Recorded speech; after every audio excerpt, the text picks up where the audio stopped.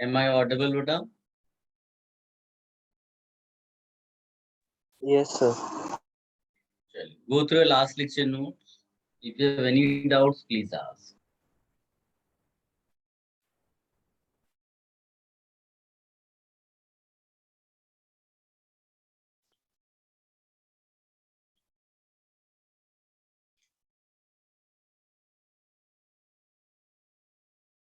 Sir, what is the difference between monocyclic and heterocyclic? Monocyclic और hetero ये क्या होता So monocyclic and heterocyclic compounds. है? Mono नहीं, होमोसाइक्लिक। होमोसाइक्लिक होता है। होमोसाइक्लिक का मतलब होता है रिंग में केवल कार्बन एटम्स है, और हेट्रोसाइक्लिक का मतलब होता है कि रिंग जो है वो कार्बन एटम्स तो नहीं है उसमें, और कोई एकाध और दूसरा एटम भी हो, जैसे यहाँ ऑक्सीजन एटम, इसको हेट्रोसाइक्लिक कहते हैं। क्लियर है बेटा? अच्छा, ओके सर। सर हम ऑक्सीजन ऑक्सीजन से नेमिंग करते हैं, वैसे इसको जो ऑक्सीजन ऑक्सीजन किया है वो भी नेमिंग से किया कि वो ऐसे कंपल्सरी वही नाम होगा?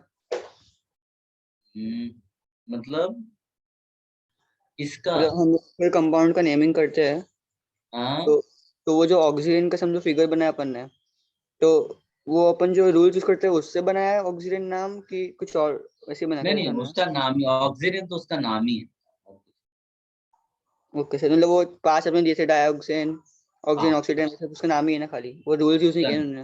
वो 3 मेंबर रिंग थी जिसमें बीच में एक ऑक्सीजन है, उसको ऑक्सीजन के। Okay sir. उस पर इतना ज्यादा मत सोचो, एग्जाम में उतना नहीं तुम्हारे पूछा जाएगा। और बोलो बेटा, और कोई कंफ्यूजन है? सर बेंजीन रिंग होमोसाइक्लिक हो जाएगा फिर? हाँ बेटा, क्योंकि बेंजीन रिंग में सारे कार्बन एटम्स ही हैं, रिंग में सारे के सारे कार्बन एटम्स हैं। अच्छा, सिर्फ मेन रिंग देख रहे हैं ना, अटैचमेंट से फर्क नहीं पड़ेगा?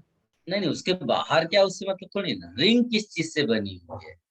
Okay sir. एंड समझे? एरोमेटिक एंड नॉन एरोमेटिक हम करना है ना हमको तो? वो हम जीओसी में पढ़ेंगे। ओके।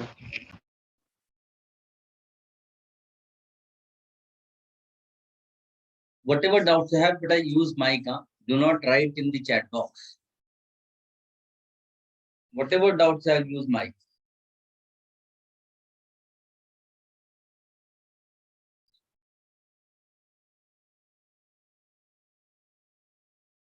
और बोलो बेटा, any other doubt, confusion? Sir वो फिगर्स हमको याद रखना है ना, ऑक्सोलेन ऑक्सीजन फिगर्स वो सब याद सब रखना पड़ेगा ना? वो एक्स्ट्रा नॉलेज के लिए बेटा, उसको अवॉइड करो। जब पहले एकदम बेसिक तैयार हो जाए फिर उस पे जाना, उसको वरना छोड़ दो तब तक। Okay sir.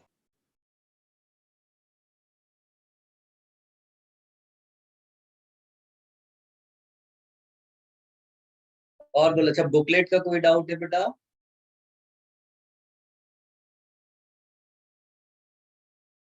वरना हम लोग नया चैप्टर शुरू कर देंगे, जनरल ऑर्गेनिक केमिस्ट्री।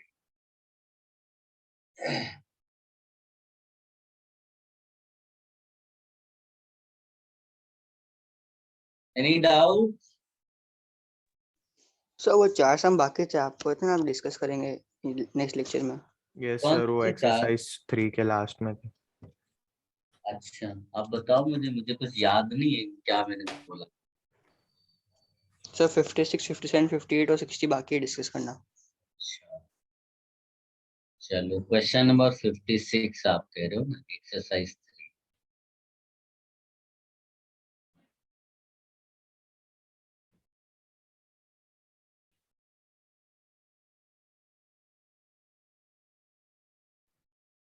कार्बन ज्यादा तो नहीं हो गए, उतने ही है ना?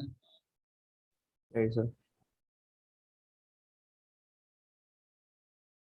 ये एक एनहाइड्राइड है बेटा, और एनहाइड्राइड के लिए हमने जो है डिस्कशन अगर किया होगा तो ये याद रखना बेटा कि एनहाइड्राइड का नाम हम नहीं लिखते, हम लोग एनहाइड्राइड के बदले उसके एसिड का नाम लिखते हैं। तो जैसे एनहाइड्राइड मान लीजिए ये है, ठीक, तो इसका एसिड क्या होगा? तो just focus on half structure. क्या होगा इसका एसिड? RCOOH। क्या सब बच्चों को समझ में आया? हाफ ऑफ पोर्शन देखो, दिख रहा है तुम्हें? तो ये उसका एसिड होगा, इसी से ये चीज बनाई गई, इसके दो मॉलिक्यूल लेके। ठीक, कोई कंफ्यूजन किसी को? No sir. सर एच हटा दिया ना, मतलब हाँ, मतलब ये चीज हटा के OH लगा, मतलब मेरा फोकस केवल इतने हिस्से पे, इस पे ध्यान दो बस। इससे एसिड बना दिया। Just write name of acid, then to write name of anhydride, replace acid word with anhydride।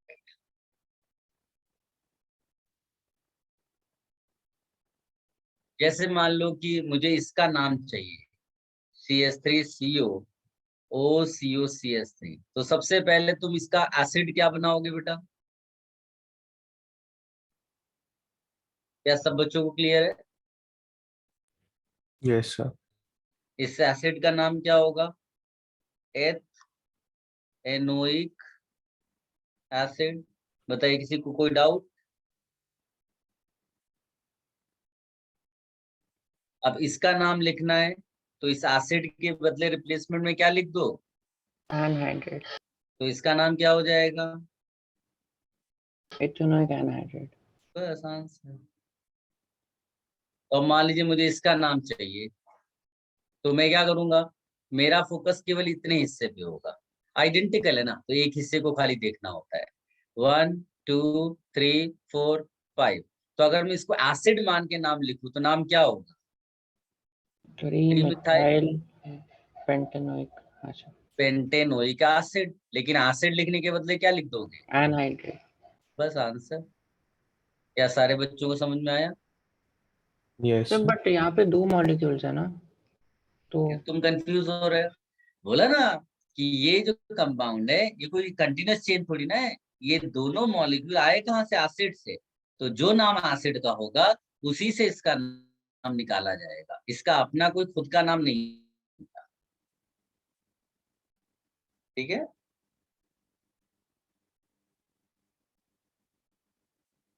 अच्छा okay sir, so 2 molecules of acid make that one anhydride basically. मान लो, लेकिन अगर कभी ऐसा हो जाए, मान लो कि ऐसा हो जाए, तो अब इसमें और प्रीवियस एग्जाम्पल में क्या डिफरेंस है? इधर का हिस्सा और इधर का हिस्सा क्या हो गया? डिफरेंट। डिफरेंट हो गया। तो आप सोचो, अगर मैं इधर से नाम लिखता तो नाम क्या होता? Ethanoic acid. इधर से नाम लिखता तो नाम क्या होता? Propanoic acid. Propanoic acid. अब मुझे दोनों चाहिए, तो दोनों अल्फाबेटिकली में पहले कौन आएगा? Sir ethanoic. फिर क्या आएगा? प्रोपेनोइक। और एसिड के बदले क्या लिख दोगे? साइनाइड। बस आंसर। तो इसको भी कॉपी कर लेना, सब कुछ कवर हो गया।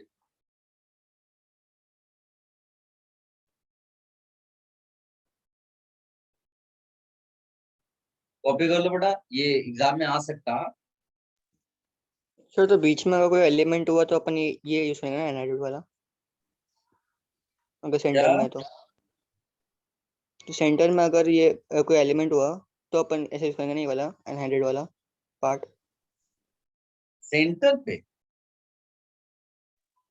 हाँ मतलब वो बीच में अगर कार्बन के बीच में है, दो कार्बन के कनेक्टेड है एलिमेंट, वो बेटा वाला। ज्यादा मत सोचो, जितना मैंने कराया है ना उसके बियॉन्ड कुछ नहीं बनेगा, तुम टेंशन बिल्कुल मत लो। जब कोई क्वेश्चन आ जाए, तुम्हें ऐसा लगे अरे ये तो मैंने जो कहा था वो निकला, तब तुम बोलना। टेंशन बिल्कुल मत लो। Okay sir.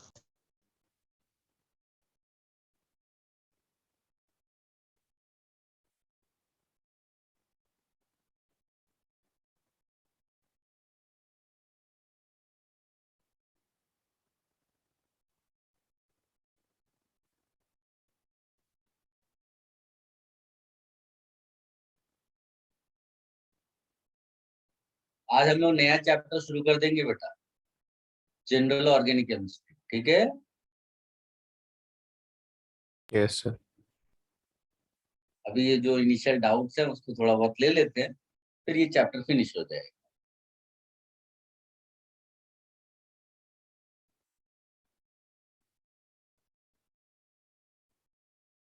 रिमूव कर दें ये पेज, सबने कॉपी कर लिया? सर यस बेटा।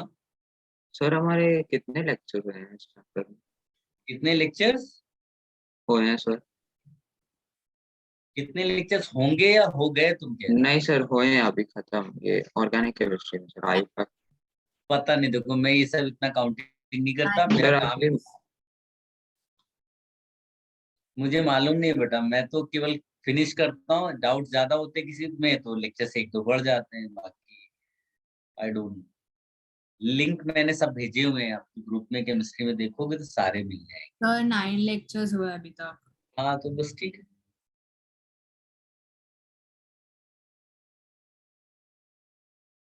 Should I remove this page? 1 minute, sir.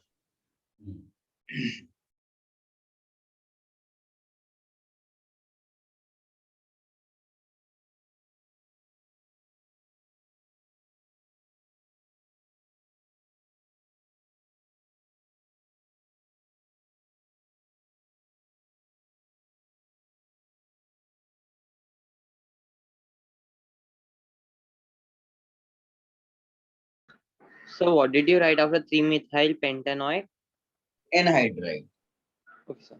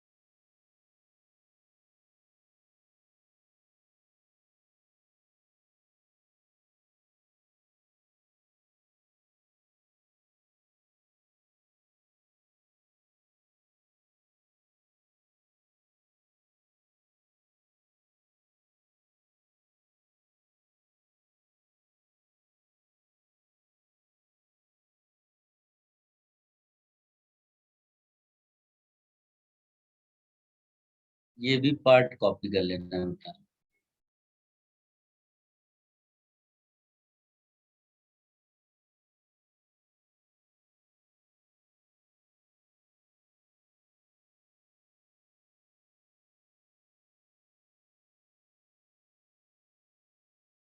Sir तो मतलब एक एसिड का नाम लिखा है और एनहाइड्रेट लिखा है, तो मतलब कि उसके 2 मॉलिक्यूल्स आ जाएंगे। हाँ, इसका मतलब वो दोनों तरफ आइडेंटिकल हिस्से होंगे। अच्छा, और जैसे इसमें इथेनॉइक प्रोपेनॉइक के मतलब अलग अलग एसिड का H वाला हाँ हटा दिया और एनहाइड्रेट बना दिया। हाँ, परफेक्ट बेटा, परफेक्ट। सर इथेनॉल और प्रोपेनॉल को अल्फाबेटिकल ऑर्डर के उसमें लिखेंगे ना? यस बेटा, यस।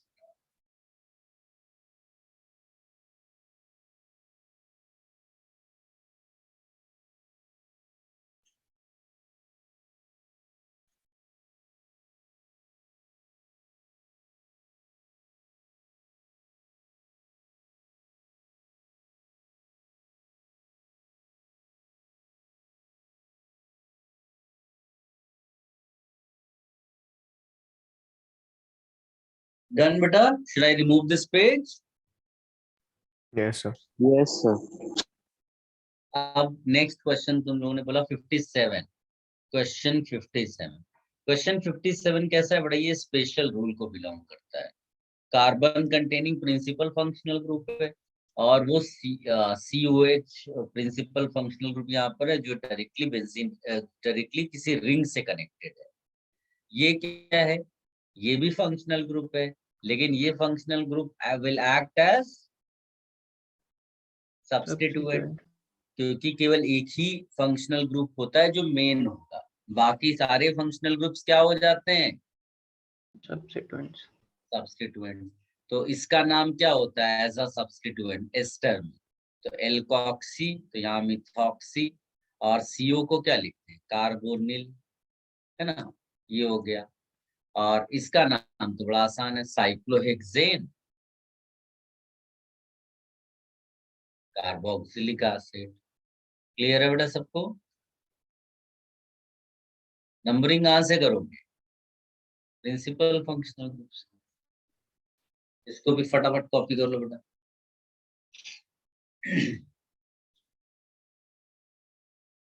किसी को कंफ्यूजन है तो बोल दो। हाँ, सर सर वो हम मेथॉक्सी को सब्स्टिट्यूएंट नंबर ही नहीं देंगे? नहीं उसको नंबरिंग की जरूरत नहीं पड़ती, क्योंकि मिथॉक्सी बस है ना, मिथॉक्सी, उसको नंबरिंग क्या है, वो सीधे सीओ से कनेक्टेड है। समझो। सर वो सब्स्टिट्यूएंट का नेमिंग कैसे किया, वो रिपीट कर सकते हो?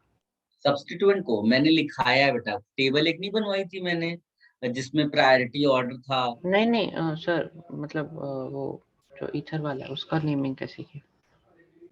इथेन वाला ईथर ईथर वो जो सब्स्टिट्यूएंट एस्टर सिलेक्ट नहीं किया। है, ये एस्टर है बेटा पूरा, एस्टर एज प्रीफिक्स। तो जाकर मैं कह रहा हूँ उस टेबल में देखो, मैंने एस्टर के लिए एज अ प्रीफिक्स नेमिंग लिखा ही है, कार्बोनिल करके। समझे? Yes sir got it. में देखोगे तो मैंने लिखा है एल्कोक्सी कार्बोनिल। एल्क मतलब यहाँ में methoxy.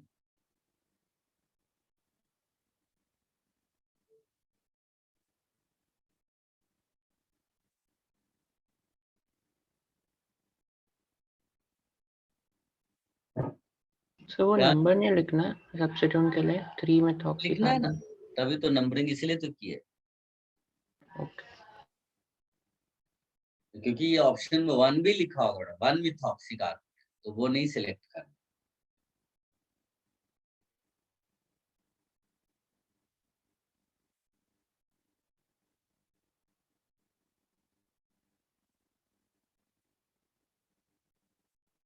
Look here, CH3, CH2, CH, CONH2, CH2, sir CH2, CO। कोई बच्चा देख के बता सकता है बेटा, प्रायोरिटी में CONH2 को लेते हैं कि COCl को लेते हैं? बताओ बेटा फटाफट। सर COCl को। तो ये हमारे लिए हो गया प्रिंसिपल फंक्शनल। तो फिर यहाँ से नंबरिंग शुरू कर दो। याद रखना ये अब हमारे लिए सिंपली क्या है, सब्स्टिट्यूएंट सर। और इसका नाम सब्स्टिट्यूएंट की तरह जाकर नोट्स में चेक करो, मैंने पूरा name as a prefix, name as a suffix लिखाया हुआ है। तो इसको बोलते हैं कार्बामोइल। नोट्स में चेक करो मिलेगा। तो बस 4 कार्बामोइल, और ये हेक्सेनोइल क्लोराइड, सिंपल। कोई कंफ्यूज्ड है? पूछना है कुछ? सर कार्बोअमाइड नहीं ना, कार्बोमाइल। कार्बामोइल है, कार्बामोइल। कार्बामोइल, ठीक है। Got it sir. सर आप रिपीट कर सकते हो एक बार? कोई इसकी हेल्प करेगा बेटा, कोई बताएगा? 4 कार्बामोइल हेक्सेनॉइल, राइट?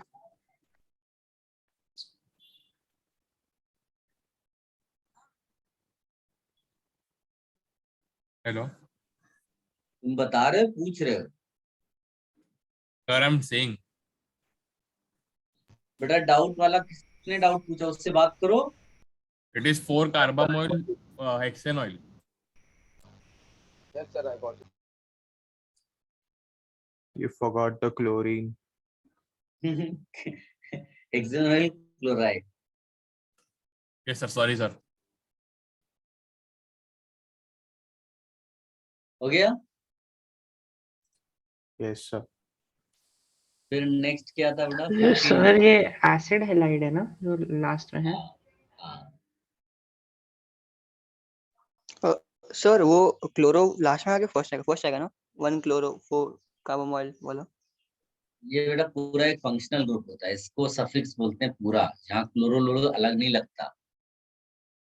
नोट्स नहीं है क्या किसी के? प्रायोरिटी ऑर्डर में देखो नेम एज अ सफिक्स क्या लिखा है। ऑली halide.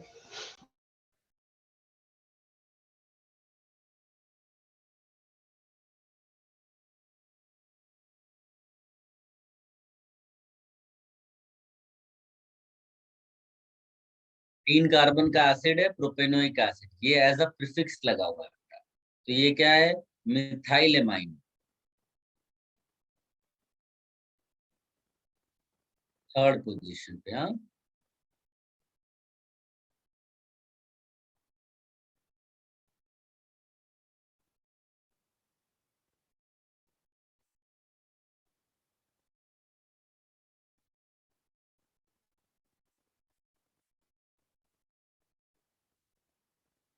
So you're treating it as a substituent, right? कोई हेल्प करो बेटा इसकी। Yeah. Okay.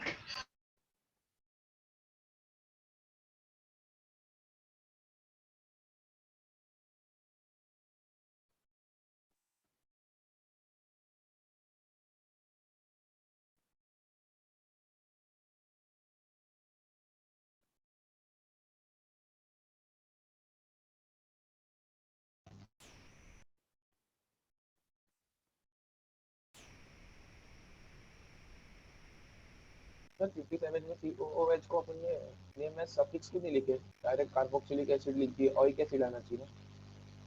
क्या आना चाहिए? ओइक एसिड आएगा ना सर नेम एज सफिक्स। आपने कॉल आया तो है ओइक एसिड सर 57 में। 57 में। 57 एक स्पेशल रूल पे बेस्ड है क्वेश्चन, मैंने लिखा है रिंग की साइकिल्स वाले रिंग, उसमें देखो स्पेशल रूल लिखा होगा। Okay sir.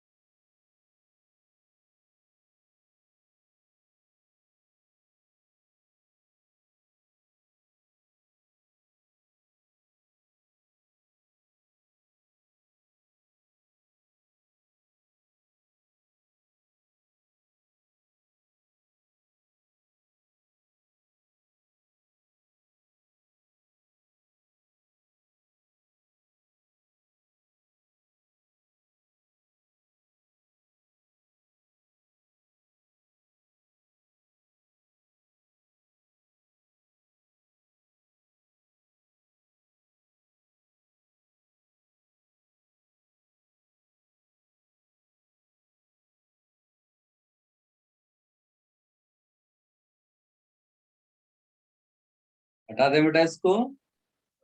सर 58 में जैसे वो कार्बन और क्लोराइड है उसको अपन मर्ज करते हैं ना हेक्सेन वो सबसे।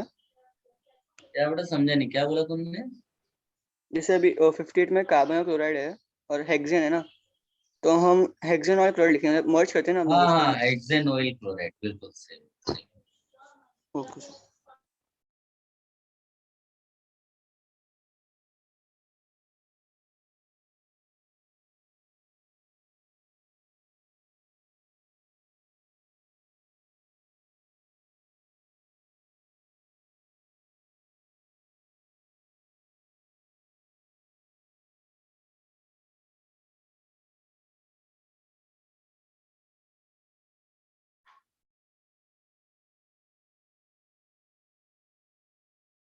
गाइस 60th भी देख लो बेटा।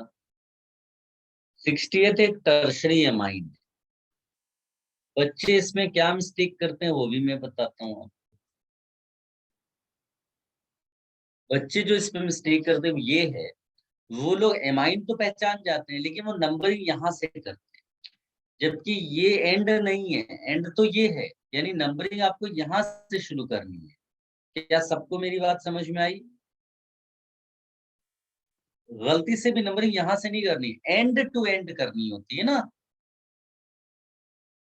ठीक है?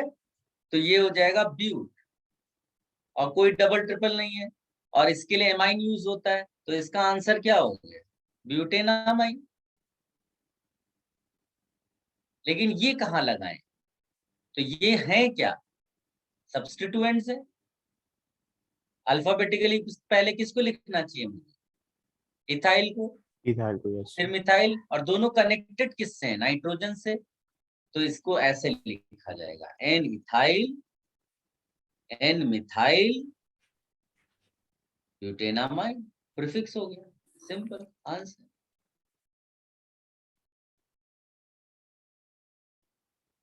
कॉपी कर लो बेटा इसको भी।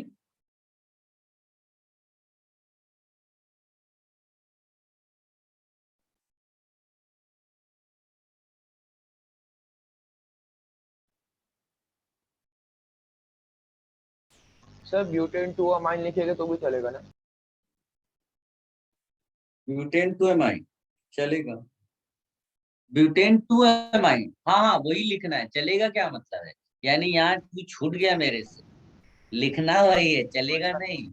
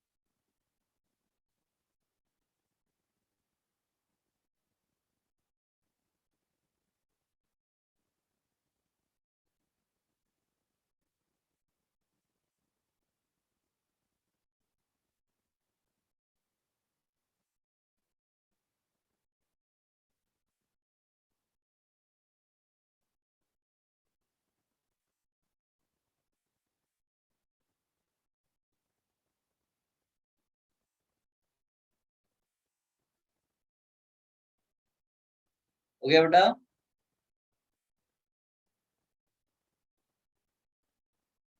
61 भी बेटा देखोगे तो सेम ही है। इसमें भी आपको लॉन्गेस्ट चेन केवल देखनी है और कुछ नहीं करना है। तो लॉन्गेस्ट चेन आपको ये ऐसे दिखाई देगी, यस 1 सर। 2 3 4 5, है ना? हम्म। तो बस 3 पे मिथाइल है, और ये तुम्हारा पूरा का पूरा पेंटेनामाइन आएगा, बस हो गया। तो सर पहले हम एन इथाइल लिखेंगे, फिर 3 मिथाइल और पेंटानामाइन। इथाइल, और नहीं नहीं, N N ethyl ethyl sir, N ethyl, N ethyl, फिर 3 मिथाइल और फिर पेंटानामाइन। हम्म,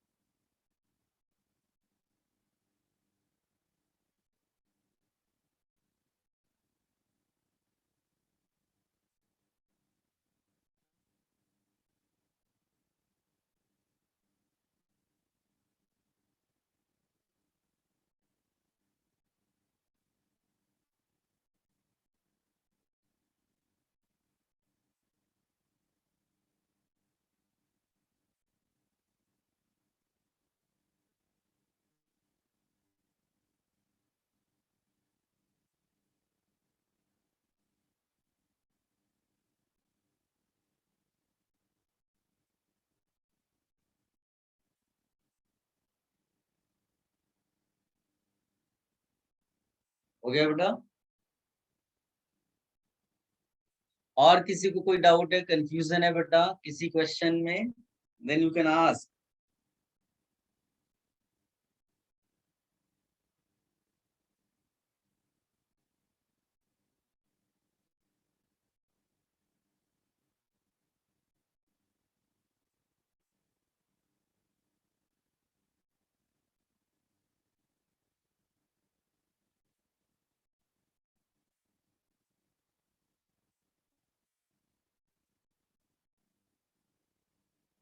सर हम्म, सर आप वो अमाइन ग्रुप का एक्सप्लेन कर सकते हो थोड़ा, उसमें कंफ्यूजन हो रहा है।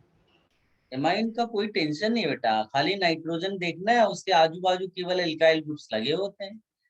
टर्शरी हो, प्राइमरी हो, सेकेंडरी हो, सब में एक ही एंड होता है एमाइन। एल्केनामाइन, एल्केनामाइन, एल्केनामाइन। किस चीज का डाउट है? तो अगर NH लिखा होगा फिर? NH से मतलब नहीं है, मतलब हमको N से। N एक तरफ एल्काइल हो सकता है, दोनों तरफ एल्काइल हो सकते हैं, तीनों तरफ एल्काइल हो सकते हैं। हमें उससे मतलब थोड़ी ना। हमारी एक चेन बस मेन चेन होगी, बाकी सब सब्स्टिट्यूएंट्स हो जाएंगे। अच्छा, लाइक अगर इथाइल एंड मिथाइल कनेक्टेड है N से, तो उसका लास्ट वाला जो वैलेंसी होगा H से सेटिस्फाइड हो जाएगा, जैसे कार्बन में होता है वैसे। तो आप कोई इसकी समझाएगा बेटा? वापस एनीवन? बोलना। हेलो, वापस बोलना। I'm saying like suppose we have ethyl and methyl group connected to N, so we'll write N methyl, N ethyl and N methyl, and then we'll ignore the H like we ignore it in the carbon, no, like we don't name the H. Same Yeah, thing, no? Okay. yeah. Until or unless it's the parent chain. If it's a substituent after amine, then you put it as N-ethyl or N-methyl, then the parent chain. Achha, and we end that the name with amine that way. Yeah, Okay. to the number it is connected to the parent chain. Okay. Okay. Thank you. Sure.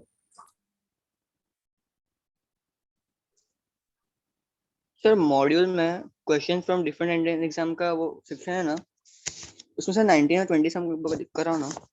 बोलो। The different entrance में 19th question कहते हो? हाँ 19 और 20 उस section में करो। वो बेटा M का मतलब मैंने एक शीट भेजी है ना जिसमें कॉमन नेम्स और वो सब बेंजीन कंपाउंड से भेजा है, तो उसको देखोगे तो मेटाजाइलिन भी लिख कर दिया है। तो ऐसा होता है मेटाजाइलिन, ठीक है, इस तरह से। और फिर कहता है कि किसी फोर्थ पोजीशन पर आइसोप्रोपाइल लगा दो, तो आइसोप्रोपाइल का स्ट्रक्चर ऐसा होता है। अब कह रहा है कि इसका असली IUPAC नेम लिखो। ये असली नहीं रहा होगा ना, क्योंकि उसने हो सकता है अल्फाबेट फॉलो नहीं किया, उसने नंबरिंग नहीं फॉलो की होगी ठीक से। तो हमारा जो स्टाइल होता है नंबरिंग का वो कैसा होता है, तो हम लोग इसमें बिकॉज कोई फंक्शनल ग्रुप नहीं है तो हम लोग लोएस्ट सम रूल लगाते हैं, तो नंबरिंग इस तरह से शुरू करेंगे। अब फिर उसके बाद लिख दो आप, है ना, कि आपका यहाँ पर आइसोप्रोपाइल है और 2 और 4 पे डाइमिथाइल, आंसर हो जाएगा। ठीक, ओके फिर सर। एंड 20 कौन सा बोला बेटा तुमने? 20 20th में जब कभी भी ऐसा लिखा हो इस तरह की, तो इसको ओपन करना बड़ा इंपॉर्टेंट है। ओपन, ये 3 मिथाइल हमेशा एंड पे रहता है, तो इस तरह से ओपन कर दिया, और इथाइल भी उसी के साथ कनेक्टेड है तो ऐसा लगा दिया, बाकी स्ट्रेट लगा दिया। फिर CH के साथ एक Cl कनेक्टेड है और एक CH3 कनेक्टेड है। अब इसमें लॉन्गेस्ट चेन ले लो। लॉन्गेस्ट चेन कौन सी होगी? यहाँ से शुरू करोगे तो ऐसे डायरेक्शन में जाओगे, लॉन्गेस्ट चेन आ जाएगी। यहाँ पर Cl है और यहाँ पे 2 मिथाइल है, बस आंसर। Okay sir.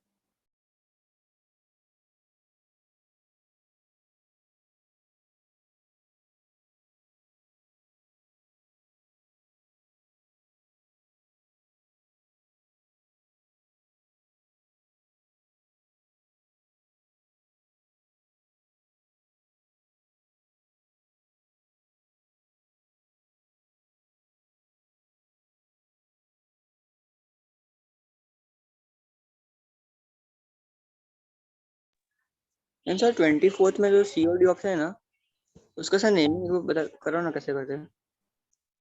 कोई देखेगा बेटा? एक बार देखो तुम लोग आपस में एक बार।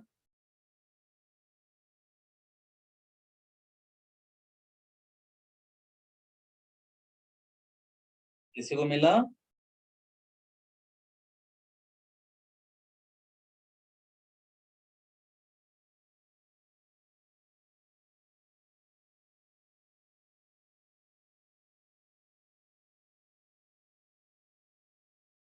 चलो कोई नहीं। 24th बोला तुमने, हाँ सर। तो उसमें वो तो अलग अलग IUPAC नेम्स दिए हैं, तुम सही लिखो और जिसका गलत हो आंसर हो जाएगा, ऐसा कह रहा है वो। प्रॉब्लम क्या है? वो सर ए ऑप्शन का नेमिंग करना है वो। एस्टर है, इसका नाम इथाइल ब्यूटेनोएट सही दिया है। 4 कार्बन एटम्स हैं CO को मिला करके, और उसके उधर इथाइल ग्रुप है, इथाइल ब्यूटेनोएट। एस्टर के लिए नेमिंग ऐसी होती है।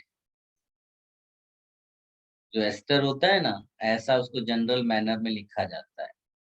ठीक, इधर से आता है अल्केनोएट, और इधर का बस पहले लिख दो और कुछ नहीं, एल्काइल। तो देखो यहाँ इथाइल दिया है तो इथाइल लिख दो, और इस हिस्से को मिला के कार्बन सब मिलाओगे तो 4 कार्बन आएंगे, तो ब्यूटेनोएट। ठीक है बेटा? Okay sir.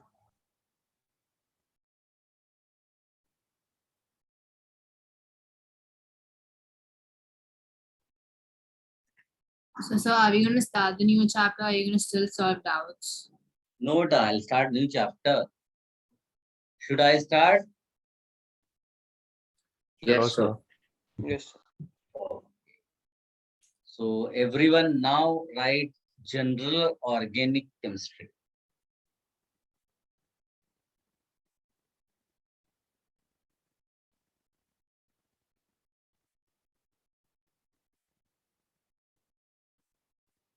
General organic chemistry,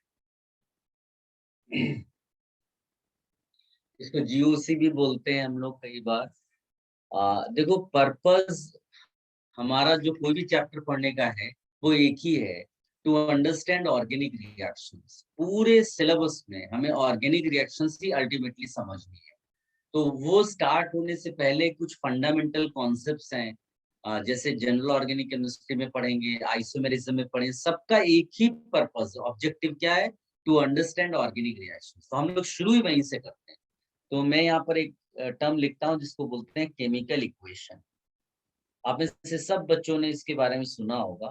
chemical equation है क्या? इसको बोलते हैं symbolic representation of chemical change. Chemical change, symbolic representation of chemical change. अब उसको कैसे दिखाते हैं? रिएक्टेंट्स लिखते हैं, लेफ्ट हैंड साइड एरो होता है, प्रोडक्ट होता है। हम में से ज्यादातर बच्चे जानते हैं कि रिएक्शन को इस तरह से रिप्रेजेंट करते हैं। ठीक, ऑर्गेनिक केमिस्ट्री में क्या होता है? अगर मैं तुमसे एक कॉमन सा एग्जांपल पूछूं कि बताओ बेटा, अगर झगड़ा होना है, फाइट होनी है, तो मिनिमम कितने लोगों की रिक्वायरमेंट होती है झगड़ा होने के लिए? 2 people. तो है ना, कोई अपने आप को तो पीटने नहीं लगेगा। तो घरेलू एग्जांपल में अगर मैं बताऊं तो reaction is a kind of झगड़ा, is a kind of fight. तो इसका मतलब कितने रिएक्टेंट्स होने जरूरी है वहां पर? 2। 2. तो हम लोग ऑर्गेनिक रिएक्शंस में जो रिएक्टेंट्स है उसको 2 कैटेगरीज में लिखते हैं, सबस्ट्रेट एंड रिएजेंट। और जब फाइट होगी तो फाइट में एक बंदा पिटता है और दूसरा बंदा पीटता है। सिचुएशंस लगभग लगभग ऐसी होती है। तो ऑर्गेनिक रिएक्शंस में जो पिटने वाला है, जिसपे अटैक होता है, वो सबस्ट्रेट होता है। तो मैं यहाँ लिख भी देता हूं, that component which is being attacked by reagent। और रिएजेंट को क्या लिखेंगे? that component which attacks substrate। अब हम लोग पहचानेंगे कैसे कि कौन सा सबस्ट्रेट है और कौन सा रिएजेंट है? कैसे पहचानेंगे? तो जैसे मैं एक रिएक्शन आपको लिखकर दिखाता हूँ, CH3Cl plus KOH giving you CH3OH plus KCl। तो मैं आपको एक घरेलू तरीका बताता हूँ, ध्यान से सुनना बेटा। हाँ, ये सब जो एग्जाम्पल्स देता हूँ, चीप एग्जाम्पल्स, ये सब एग्जाम में बड़ी हेल्प करते हैं, तो मैं रिकॉल करूँगा। आप ये मान लो कि ज्यादातर सिचुएशंस में जो ऑर्गेनिक कंपाउंड है वो सीधा साधा बच्चा है जो अपने नॉर्मल काम करता है। ये जो इनऑर्गेनिक है वो आकर उसको परेशान करता है, इनऑर्गेनिक आकर उसको परेशान करेगा और वो अटैक करेगा। हाँ, तो ये सबस्ट्रेट हो जाएगा और ये रिएजेंट हो जाएगा। एक मिनट।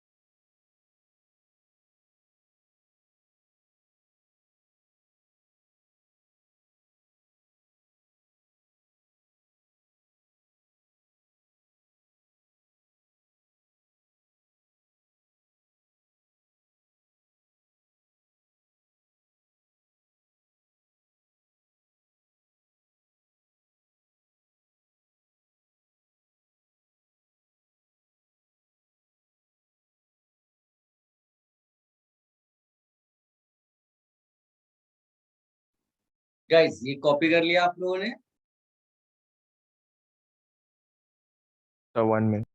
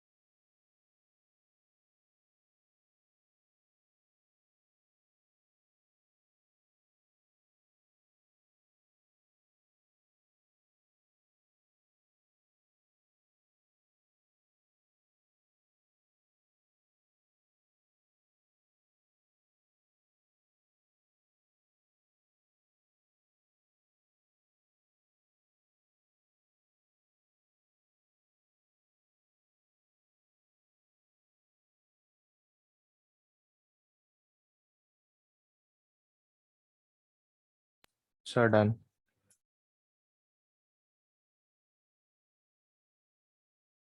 Sir, 1 second.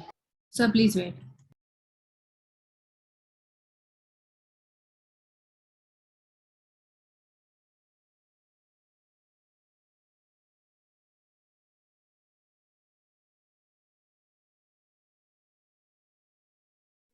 गाइस, ये जो मैंने एग्जाम्पल लिखा है ना, इसको ध्यान से देखो। तो मैंने क्या बोला कि मोस्ट ऑफ द टाइम आपको क्या मानकर चल लेना है कि जो ऑर्गेनिक कंपाउंड होगा वो सबस्ट्रेट होगा, और जो इनऑर्गेनिक कंपाउंड होगा उसको क्या बोल देंगे, रीएजेंट। अभी Reagent. के लिए इस तरह से आप इसको याद भी रख सकते हो, तो it will help you in identifying quickly कि which one is substrate and which one is reagent.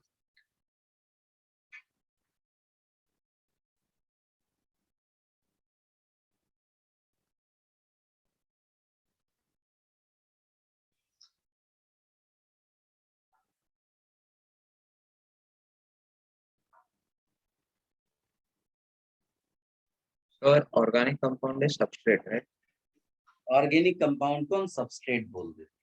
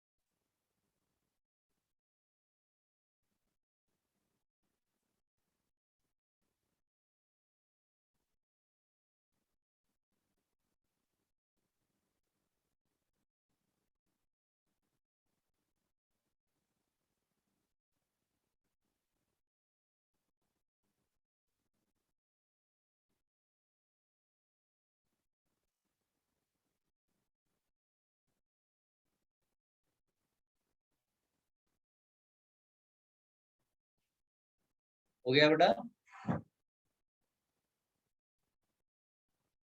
Yes, sir. Now you right. देखो एक जैसे मैंने अभी आपको बताया ना कि झगड़ा, this organic reaction is a kind of झगड़ा। तो झगड़ा अपने आप तो होता नहीं है, there must be some reason behind that, है ना, कुछ कुछ तो कॉज होना चाहिए जिसकी वजह से झगड़ा हो रहा है। जैसे आप अगर मुंबई में हैं तो लोकल ट्रेन्स में ट्रेवल करते होंगे या देखा होगा किसी को, है ना, आपको कम अपॉर्चुनिटी मिली होगी लॉकडाउन की वजह से। तो आप देखते हो पीक आवर्स जब होता है ना तो बहुत भीड़ होती है, क्राउडेड होता है कंपार्टमेंट। तो जब उसके अंदर लोग जाते हैं तो एक दूसरे से टकराते रहते हैं, ठीक है। लेकिन अगर किसी भी टक्कर में किसी ने एक दूसरे को या गलती से भी टक्कर लग गई और उसका कुछ लॉस हो गया, इट्स लाइक कि उसका हाथ टूट जाए, वो गिर जाए, उसका बैग वगैरह ट्रेन के बाहर चला जाए, तो पलट कर तुम्हारे साथ क्या करेगा,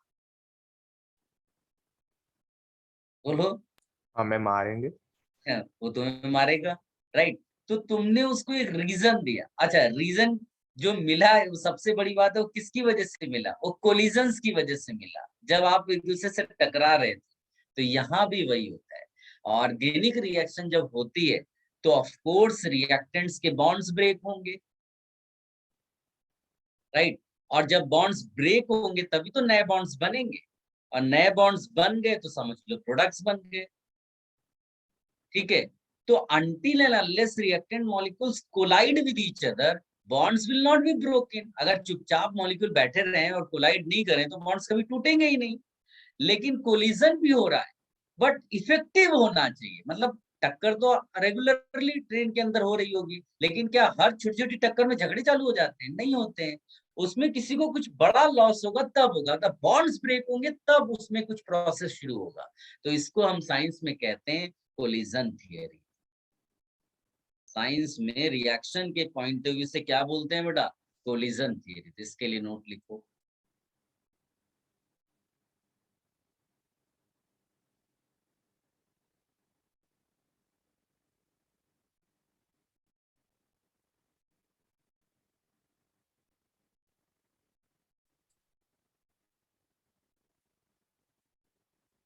Sir, यस बेटा बोलो। sir, तो इसके लिए some external agent is required like heat or sunlight or हाँ, something. वो तो कंडीशन हुआ ना, वो तो देना ही पड़ेगा ना। हर चीज के लिए, प्रोसेस के लिए एनर्जी चाहिए होगी। तो गवर्नमेंट Yes. ट्रेन के अंदर तुम्हें भर देती है, अब तुम कोलाइड कर रहे हो। अगर वो कंडीशंस नहीं होती तो कोलिजन्स नहीं होते। चलो लिखो, according to collision theory, according to collision theory, a reaction takes place. According to collision theory, a reaction takes place when molecules of reactants collide with each other. According to collision theory, a reaction takes place when molecules of reactants collide with each other. When molecules of reactants collide with each other. But all collisions are not effective.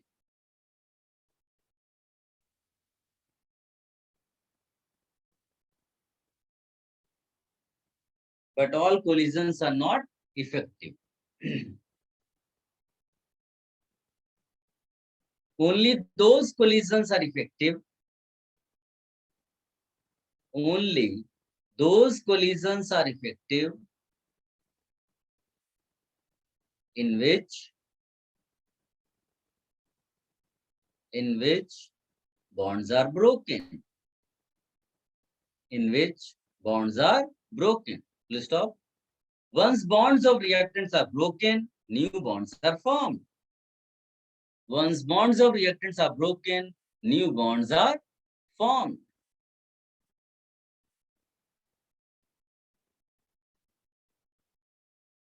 Sir, can you repeat after only those collisions are effective?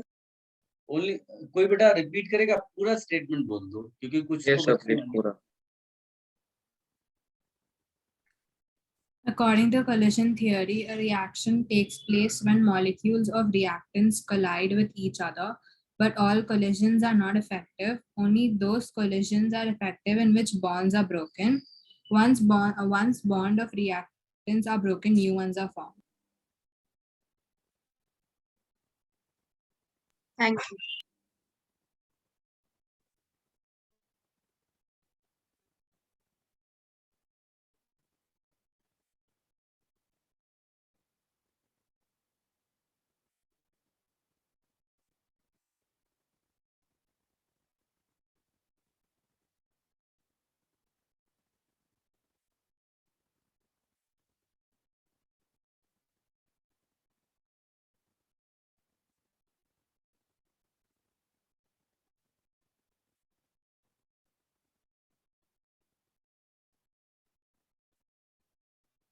Done, beta?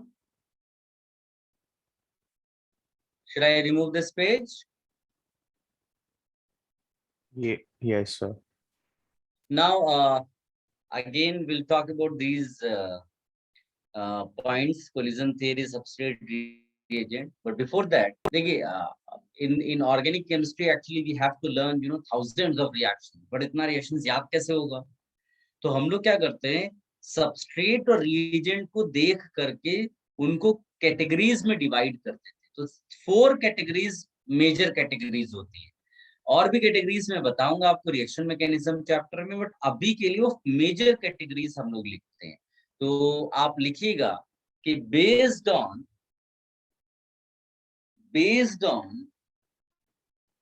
Substrate, based on substrate और and इसका heading क्या reagent. Heading नहीं है, मतलब है? Note है. वहां जरूरी थोड़ी ना हर बार हेडिंग से ही शुरू करें, है ना, हेडिंग इसके बाद आएगी। ठीक है, लिखो based on substrate and reagent, most of the organic reactions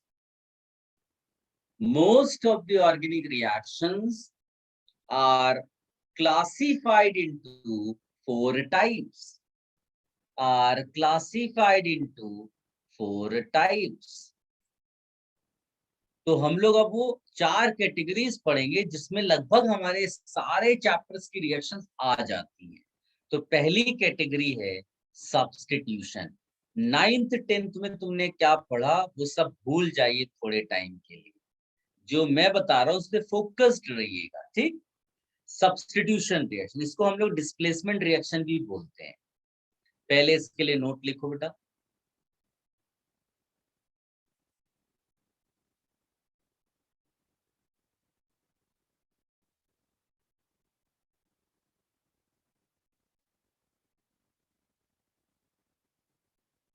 Yes, sir. बोला जाए, लिखिएगा, a reaction where an atom or a group, an atom or a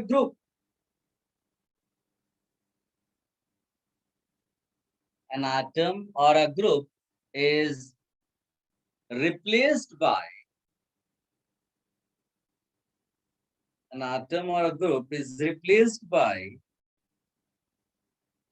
another atom or group.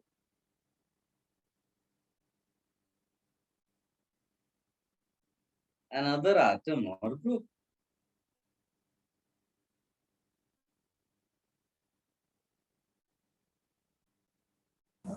Sir group मतलब ग्रुप ऑफ एटम्स का? हाँ, group मतलब group of atoms, बिल्कुल। Guys listen, एक equation में लिखता हूं, ये एल्काइल हैलाइड है, ठीक। इसका रिएक्शन मैंने KOH से कराया और इन दोनों सब्सटेंसेस को मैंने पानी में डिसॉल्व कर दिया। तो बताओ वाटर यहाँ पर क्या है?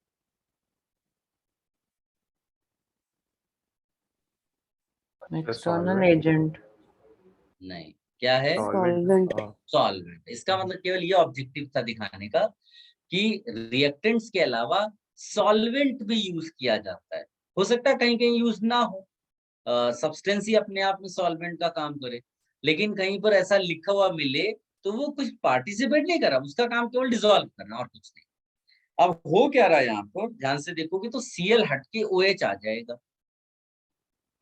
इसका मतलब है कुछ और चेंज नहीं हुआ, केवल एक रिप्लेसमेंट हुआ है। यहाँ Cl हटा और उसके बदले OH आ गया, और जो बाहर गया वो ये है और Cl माइनस, ठीक है। अब इसमें अगर एक खास बात देखोगे तो क्या हो रहा है कि जैसे कि ये K+Cl माइनस, तो कोई कह सकता है सर आपने KCl नहीं लिखा। तो एक्चुअली में अगर देखोगे तो कॉन्सेप्चुअली एक सॉल्ट जो है जब पानी में रहता है तो किस फॉर्म में रहता है? आयंस की फॉर्म। तो मैंने आयंस दिखा दिया। इवन KOH है, स्ट्रॉन्ग बेस है, ये भी पानी में किस फॉर्म में रहेगा? K+OH minus. Ionized रहेगा सर। अब इसको तुम ध्यान से देखो तो एक्चुअली में रिएक्शन में जो पार्ट ले रहा है वो एल्काइल हैलाइड है, OH माइनस है और Cl माइनस है। ये तुम्हारा K+ तो पार्ट ही नहीं ले रहा है, वो कैंसिल कर सकते हो तुम। तो K+ हमारे लिए केवल एक किस चीज का काम करेगा? स्पेक्टेटर आयन का, यानी खाली वो देख रहा है। अब इसकी जरूरत क्या है भाई? हो सकता है कि वो OH तुम जो है किसी और के साथ ले सकते थे। OH माइनस अकेले एग्जिस्ट नहीं करता, वो अपने किसी न किसी साथी के साथ, कैटायन के साथ होगा, जैसे कि Na हो सकता है, NaOH हो, कैल्शियम हाइड्रोक्साइड हो। यानी कि आप कोई भी दूसरा रिएजेंट लो जो OH माइनस प्रोवाइड कर सकता है तो भी ये रिएक्शन हो जाएगी। Is my point clear? Yes, sir. It's not only KOH. तो KOH में it is OH minus which is actually participating, K+ is just spectator आया। इसको कॉपी कर लो बेटा। सर अगर हम ये वाटर के बिना भी करते हैं तभी like KOH is in always a liquid form, no? Like नहीं diluted ही है। KOH पाउडर सॉलिड होगा। अच्छा पाउडर भी होता है, ओके। सर आप एटम्स और ग्रुप के बाद रिपीट कर सकते हैं क्या एक बार? रिएक्शन वेयर एन एटम और ग्रुप के फुल बाद। स्टॉप था, उसके बाद फुल स्टॉप था। ओके। कोई चाहिए तो एक बार उसको रिपीट कर दो बेटा, नहीं तो परेशान रहेगा बच्चा।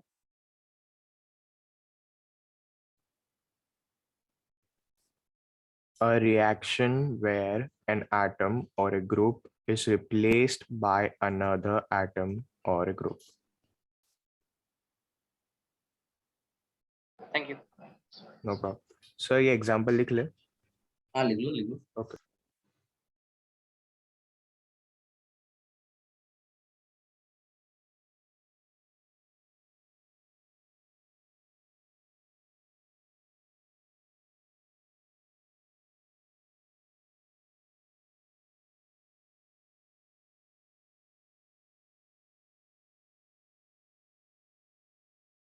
So what have you written after K plus? OH minus. No, below. Spectator ion. कोई इसको समझा दे बेटा.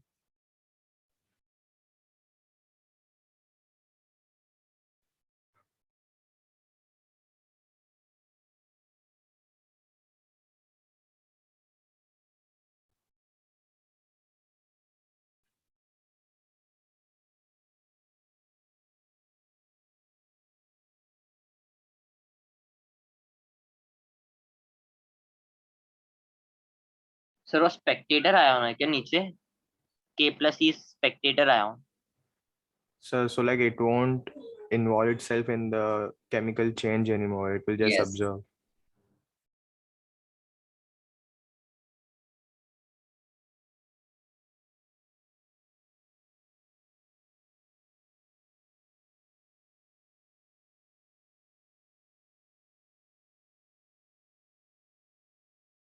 Answer.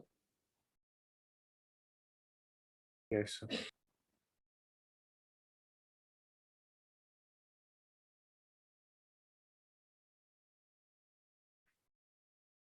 हो गया ना बेटा. अब Yes. दूसरी इंपॉर्टेंट चीज हमको यहाँ क्या पता होनी चाहिए कि हम लोग इस रिएक्शन को या इस कैटेगरी को किन किन चैप्टर्स में पढ़ने वाले हैं. क्योंकि अगर ये पता चल जाए तो अपने लिए बड़ा आसान हो जाएगा. मान लीजिए कि हमको ऐसे 10-11 चैप्टर्स पढ़ने हैं रिएक्शंस वाले, तो आपको पता है कि भाई अच्छा ये एल्केन वाले में ऐसी रिएक्शंस होती है. तो even if you are not aware of reaction completely, but at least you can guess something. ठीक है, तो एक नोट अगला उसी के लिए लिखो बेटा. सर इसके बाद ही ना. हाँ, कंटिन्यूएशन में, सब कंटिन्यूएशन देखिएगा. Substitution reactions are given by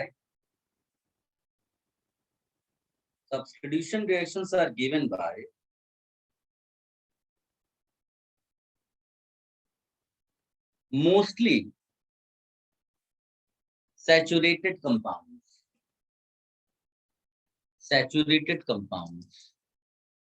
like alkane. अच्छा, यहाँ कंपाउंड लिख रहा हूं, लेकिन ये एक्चुअली में चैप्टर है अपने लिए. एल्केन चैप्टर है, एल्काइल हैलाइड, एल्कोहल एटसेट्रा.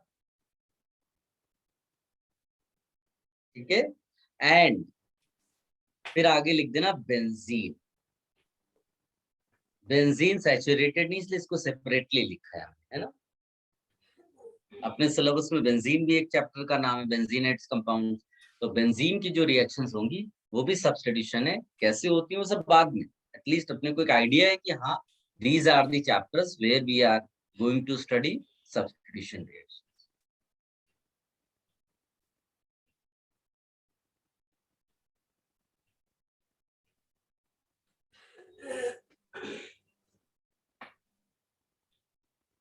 तो ये वाले कंपाउंड सबस्ट्रेट हो जाते हैं ना? हाँ, ये सब के सब सबस्ट्रेट्स होंगे. Okay sir. कोई रिपीट कर दो बेटा. somebody is asking to repeat. Substitution reactions are given by mostly saturated compounds like alkane, alkyl halide, alcohol, and benzene, etc.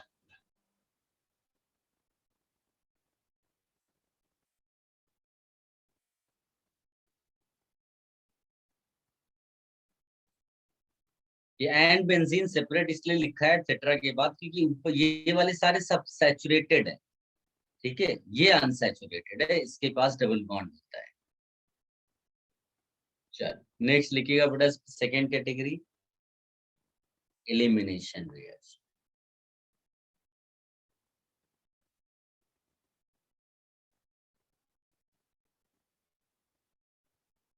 Elimination reaction, इसके लिए नोट लिख लो.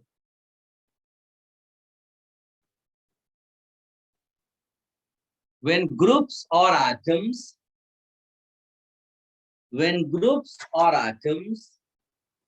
are eliminated, when groups or atoms are eliminated,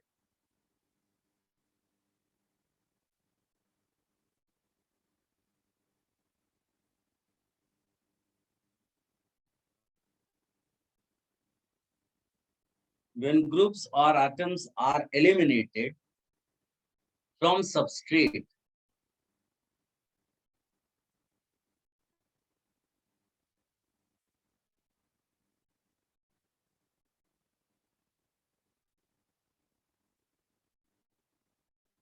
we get products with multiple bonds. We get products with multiple bonds. Can you repeat? एक बार मैं पूरा बोल देता हूँ, फिर कोई रिपीट कर देगा. मल्टीपल बॉन्ड्स का मतलब होता है बेटा double bond, triple bond. Multiple bonds का क्या मतलब है? Double bond, triple bond. Full stop. Elimination reactions are given by. Sir 1 minute last का थोड़ा पार्ट को रिपीट कर सकते हैं? चलो कोई नहीं बेटा, कोई रिपीट कर दो पूरा, फिर आगे. When groups or atoms are eliminated from substrate, we get products with multiple bonds. Thank you.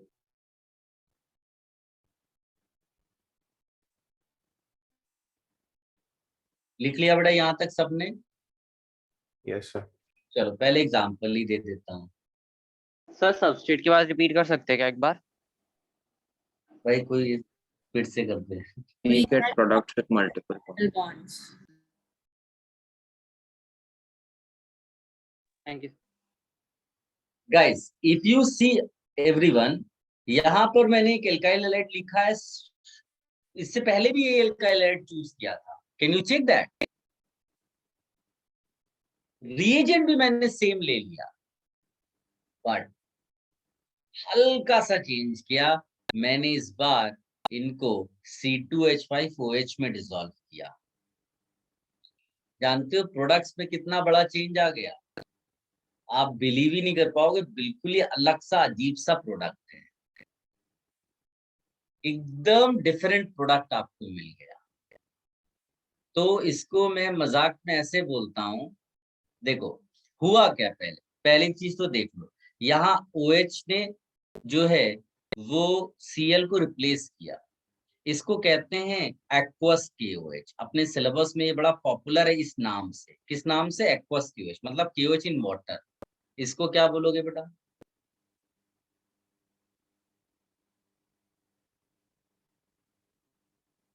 क्या आप समझ पाए बेटा जो मैंने लिखा?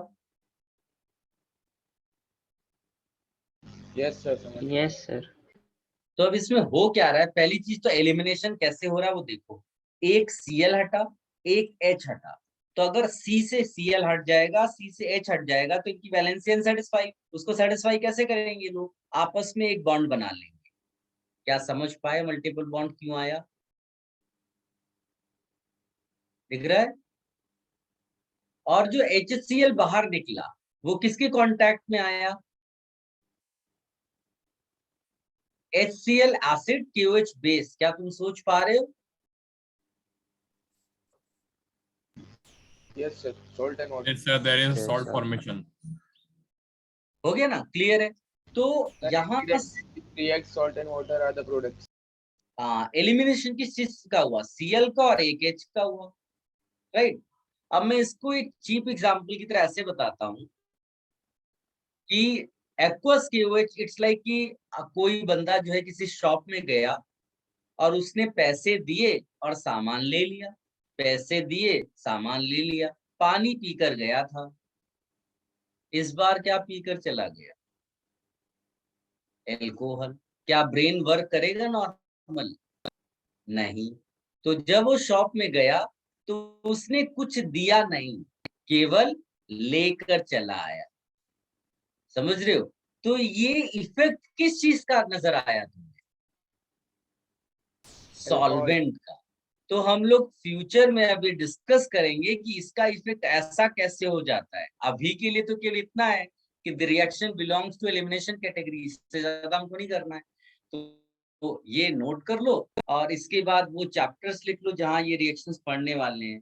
तो हम लोग लिखेंगे यहाँ पर कि elimination reactions are given by compounds like alkyl halide, alcohol, et cetera. ये कॉपी कर लो बेटा।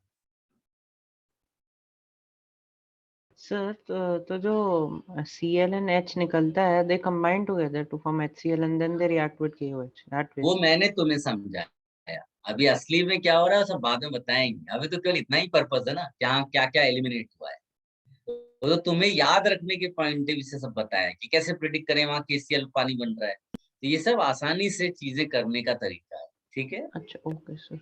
Sir and how does that double bond come up? नीचे नहीं रहेगा क्योंकि CH2 तो नीचे ही था ना। उससे वो तो डिजाइन है बेटा, कोई बच्चा ऐसा बनाएगा तो भी वो सही है, इस डिजाइन के चक्कर में मत रहना तुम। ऐसा थोड़ी ना होता है किसी बच्चे ने अपना एक हाथ ऊपर एक नीचे कर दिया तो नया कोई हो जाएगा, और दोनों हाथ नीचे करके चल रहा है तो नया अलग हो जाएगा। ये दो अलग अलग इंसान थोड़ी ना कहलाएंगे। तो समझ लो डिजाइन है, इसको इमोशनल नहीं हो जाना। अच्छा, लॉन्गेस्ट चेन वाला वही लेते हैं ना।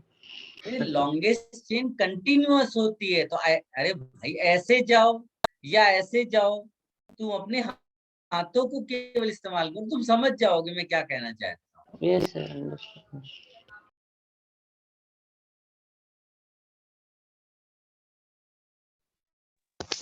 सर वो अल्कोहलिक KOH वो पार्ट समझो ना खाली एक बार। कोई समझाया बेटा इसको जरा एक बार। Can you repeat the question? Please explain the part of alcoholic KOH. It's just hello. It's just KOH dissolved in alcohol instead of water like last time. Okay, thanks.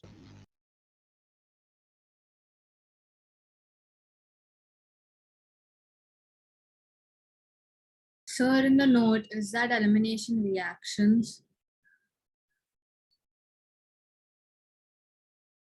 Hello?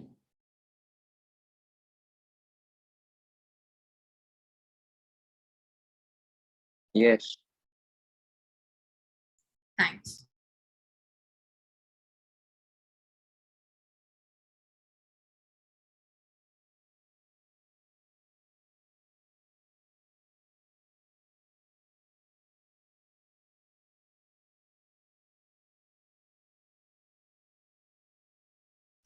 Alcoholic KOH is simply KOH dipped in alcohol, right? Basically like water helping a reaction.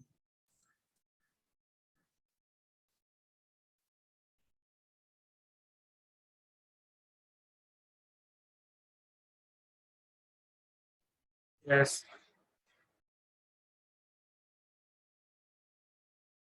Okay, thank you.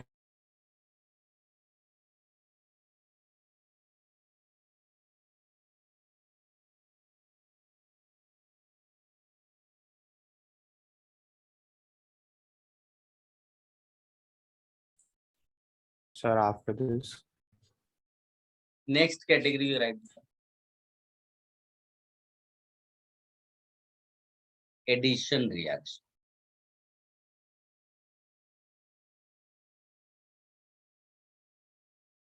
Addition reaction, ये तो बहुत ही आसान है, नाम से ही पता चलता है, तो खाली एक नोट करके लिख लो यहाँ पर कि to reactants get attached, to reactants get attached.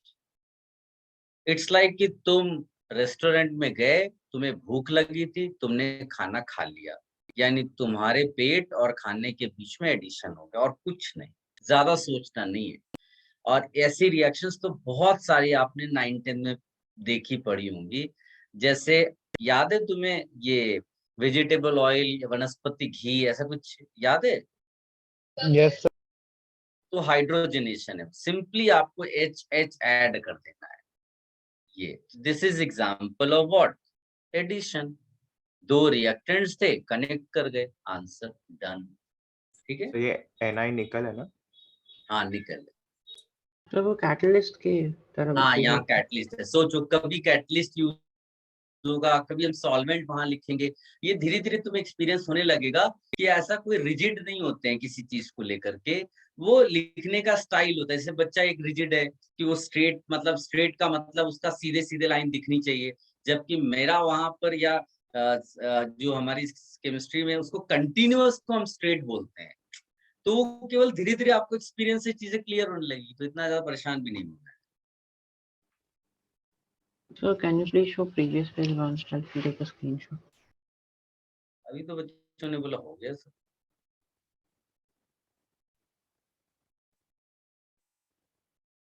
Yes, sir, done.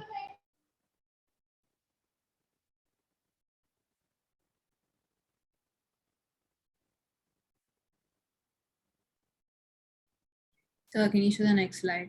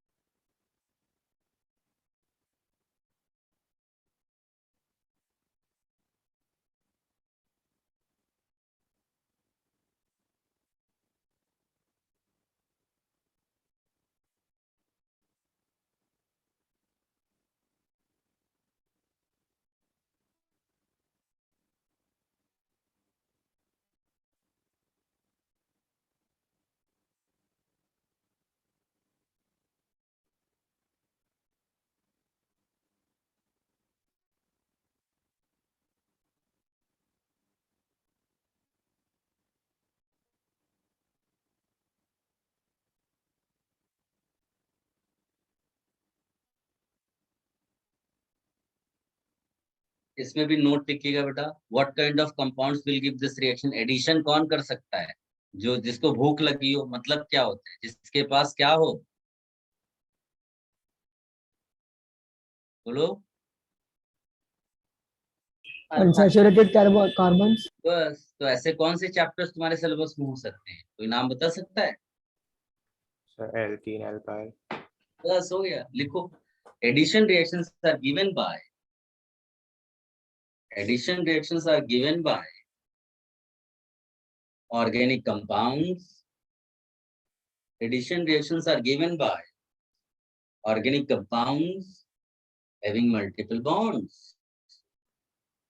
Having multiple bonds, like alkenes, alkynes, aldehydes, ketones, etc.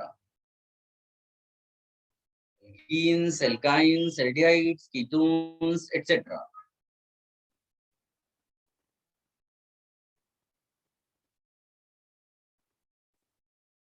Sir, can you please repeat?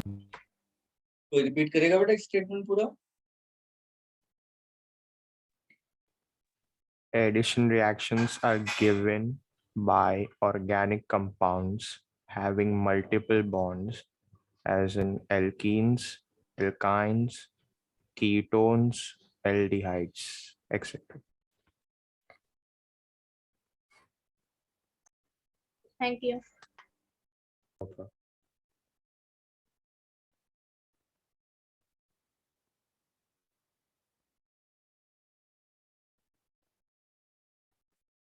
Done. Yes, sir. Next लिखिएगा बेटा इसमें। और जो नेक्स्ट कैटेगरी है वो कोई एक fixed वे में नहीं चलता, लेकिन हम उसको लिख कर रखते हैं, and we call that as rearrangement.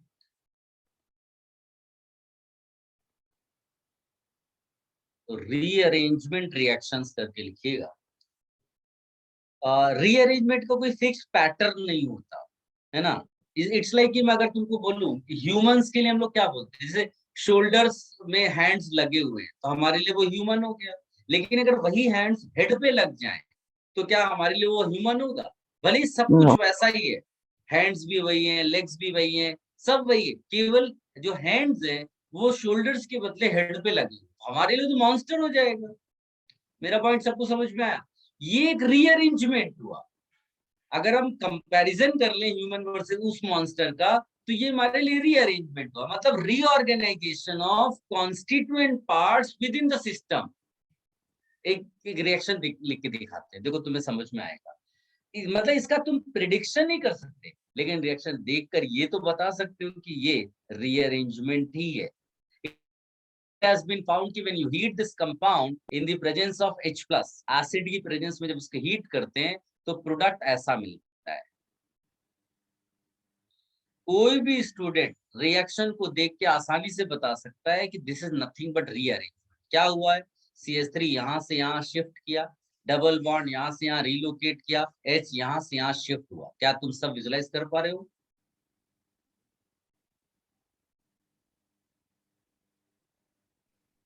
Sir एक बार वापस बोलिए। मैं लिखवा देता हूँ ना, reorganisation of constituent parts within the molecule, यानी कि बाहर वाली चीज कोई भी अटैच नहीं हुई, कुछ भी ऐसा एलिमिनेशन, सब्स्टिट्यूशन, एडिशन नहीं हुआ, केवल हुआ क्या, अंदर के ही ग्रुप्स और एटम्स इधर उधर शिफ्ट हो गए। उसको क्या नाम दिया? Rearrangement reaction. बस कॉपी कर लो इसको।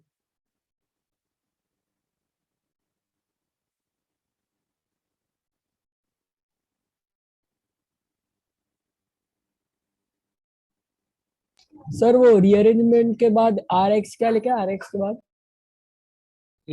वो RXN है, शॉर्ट में लिखा है बेटा reaction. Okay sir.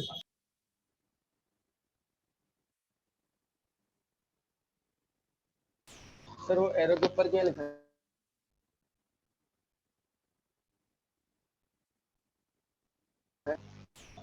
Hello sir, वो एरो के Yes, ऊपर but H plus and heat.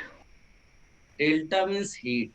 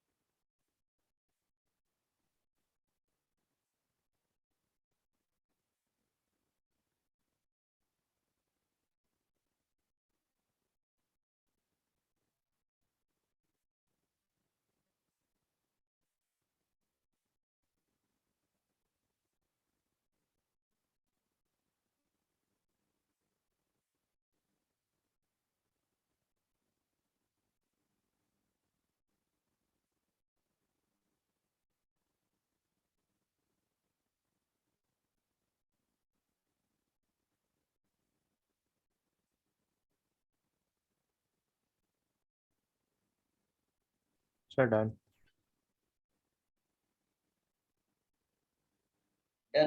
चलो अब एक टर्म और लिखते हैं, ये खत्म हो गया था, ये पार्ट फिनिश हुआ। नेक्स्ट पार्ट पे एंटर करते हैं।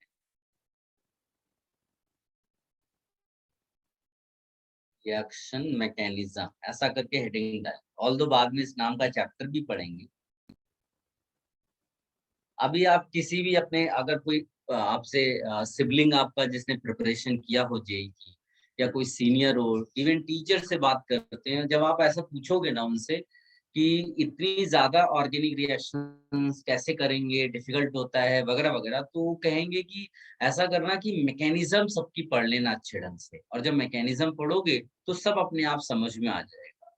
तो भाई वो मैकेनिज्म है क्या जिसको पढ़ना जरूरी है?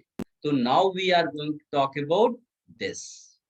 तो एक सिंपल सा मैं अगर तुम्हें चीज बोलूं, जैसे एक फ्लास्क ले लो आप, है ना, फ्लास्क में तुमने क्या किया, कुछ रेड कलर्ड के सब्सटेंसेस डाल दिए, कुछ हुआ नहीं तो तुमने इसको सॉल्वेंट ले लिया, इसमें सॉल्वेंट में वो डिसॉल्व हो गए। फिर इसके आगे कुछ नहीं हो रहा था तो तुमने क्या किया, इसको हीट कर दिया, एनर्जी दे दी उसको। अब अचानक से जो रेड कलर के सब्सटेंसेस थे वो ब्लू कलर के सब्सटेंसेस में कन्वर्ट हो गए। इसका मतलब समथिंग हैज हैपेंड।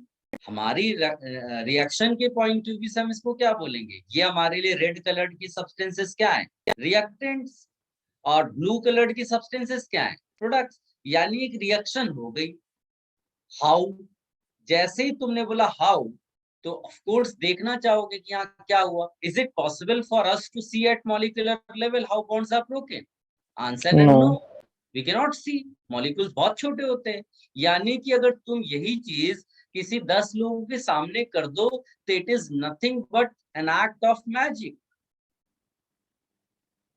राइट. लेकिन वो मैजिक का जो एक्सप्लेनेशन है, यानी कि यहाँ क्या हुआ होगा, उसको बताने के लिए कौन पिक्चर में आता है? साइंस. तो जो इस रिएक्शन की साइंस है उसी को कहते हैं रिएक्शन मैकेनिज्म. थोड़ी बहुत मेरी बातें समझ में आई सबको? Yes sir. तो Sir, एक कोई कुछ कह रहा है बेटा? sir, तो वो लॉजिक बिहाइंड रिएक्शन एक्सप्लेन कर रहे हैं वो ना. लॉजिक बिहाइंड द रिएक्शन जो किसको नहीं मालूम है, ये तुमने बताया लोगों को एज अ साइंटिस्ट, राइट. तो वो उसको कहते हैं reaction mechanism from reaction point of view. बाकी जी को उसको साइंस, थियरी, ये सब नाम देते हैं. यहाँ पर क्या नाम देते हैं? Reaction mechanism. ठीक है. Yes sir. और ये कोई रैंडम तरीके से नहीं हम बताते हैं. इसमें जो भी तुम प्रपोज करोगे रिएक्शन मैकेनिज्म, वो एक्सपेरिमेंटल ऑब्जर्वेशंस के बेसिस पे होता है. Experimental observation. जैसे कि अगर तुम रिकॉल करो तो जब तुम एटॉमिक स्ट्रक्चर पढ़ रहे होगे उस टाइम पे तुमको सबसे पहले जे थॉमसन मॉडल बताया गया होगा, है ना. फिर अचानक से एक बंदा आया जिसने अल्फा पार्टिकल स्कैटरिंग एक्सपेरिमेंट कर डाला, उसके ऑब्जर्वेशंस निकाले, उसमें से फिर कंक्लूजन्स निकाले और फिर उसने एजम्पशंस लिए. उसी एजम्पशन को साइंस कहते हैं. मतलब हमारी नजर में साइंस मतलब एजम्पशंस हैं, बट वो रैंडम नहीं होते. वो किसके बेसिस पे एजम्पशंस लिए जाते हैं? Experimental observations and facts.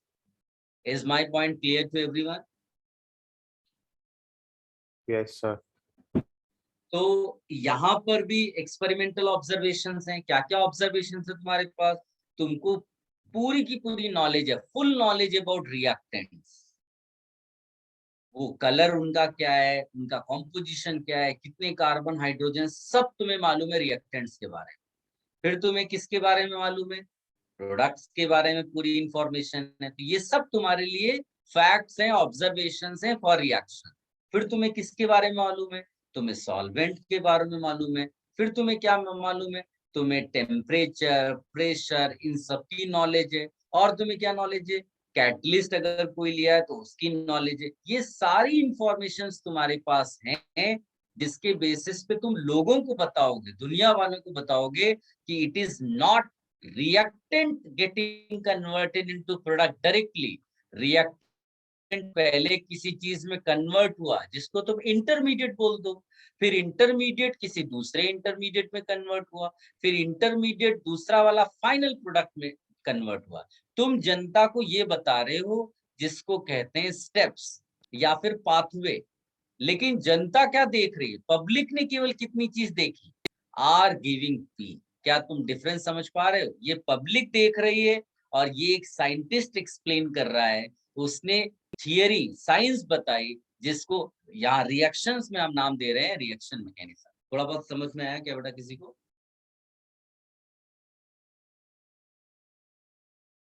Yes. तो एक नोट लिखो बेटा, उसके बाद आपकी जो जो मर्जी हो यहाँ से कॉपी कर लेना. लिखेगा, it is not possible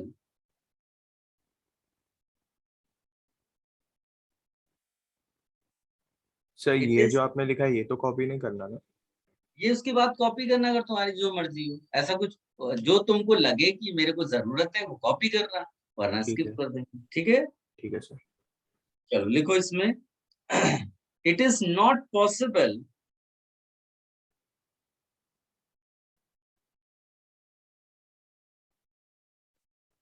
it is not possible to see what has happened at molecular level. It is not possible to see what has happened at molecular level in an organic reaction.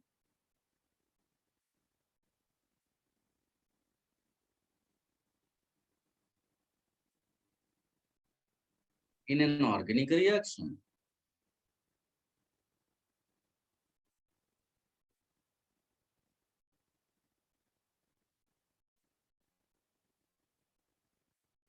Sir, can you repeat?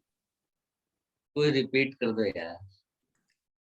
It is not possible to see what has happened at molecular level in an organic reaction. Full stop. To explain how does a reaction take place, to explain how does a reaction take place at molecular level,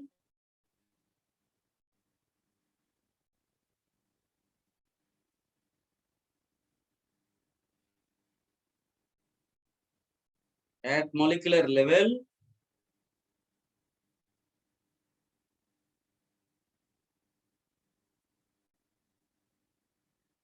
at molecular level, we take certain assumptions.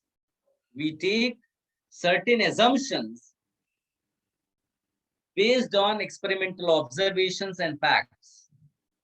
Based on experimental observations and facts. और ये आपके पास facts observations हैं, इनको आप copy कर लेना बाद में अभी. फिर नेक्स्ट नोट लिखिएगा बेटा. सर एक्सपेरिमेंट ऑब्जर्वेशन का बात क्या था?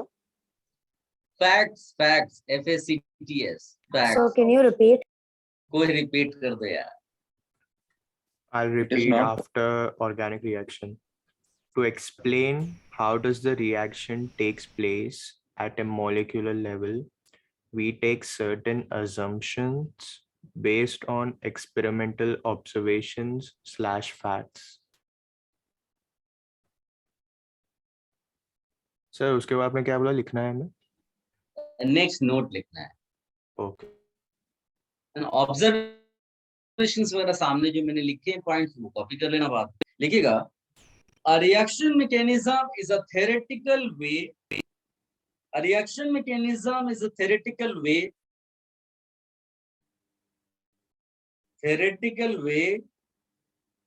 or scientific way to provide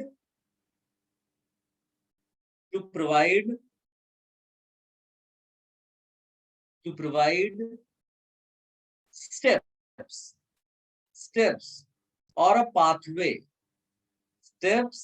or a pathway, by which a reaction has occurred. तो आप इसको कॉपी कर लेना इसके लिए, है ना. So can you repeat the last line, please? कोई भाई इसके लिए रिपीट कर दो. A reaction mechanism is theoretical or scientific way to provide steps or pathway by which a reaction has occurred. Thank you. Sir उसके बाद क्या copy करना है? अब इसमें जो भी तुम्हारी मर्जी हो कॉपी करो, नहीं फिर आगे बढ़ते हैं हम लोग. So एक मिनट ये ऑब्जर्वेशन कॉपी कर लो. हाँ हाँ कर लो.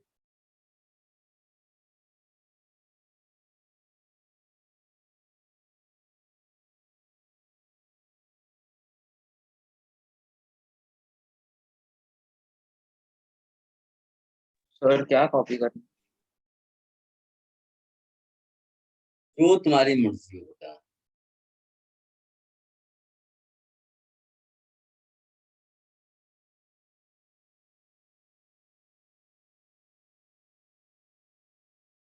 Done, sir.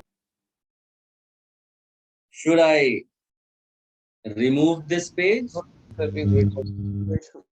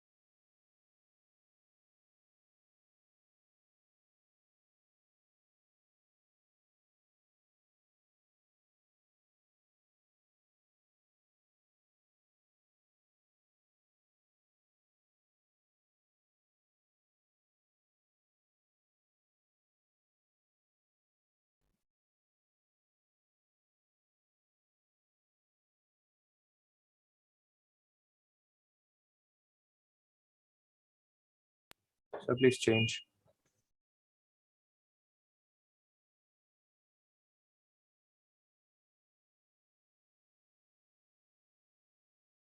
हो गया? Yes, sir. अब इसमें सोचिए कि एक साइंटिस्ट मैकेनिज्म प्रपोज कैसे करता हो। तो थोड़ी देर पहले मैंने आपको बोला था ना, कोलिजन होता है, बॉन्ड्स ब्रेक होते हैं, यानी रिएक्शन के लिए सबसे इंपॉर्टेंट चीज क्या है? रिएक्शन इनिशिएट होना चाहिए, यानी कि कोलिजन के बाद बॉन्ड्स ब्रेक। क्या बोला आपने? Am I not audible? Sorry, sir. Could you repeat? I'm saying, am I not audible? No, sir. You're audible. है ना? मेरी पूरी आवाज समझ में आई मैंने क्या क्या बोला? Yes. So I was saying कि अगर कोई एक, या मैं यहाँ लिख भी देता हूँ, how to propose a mechanism.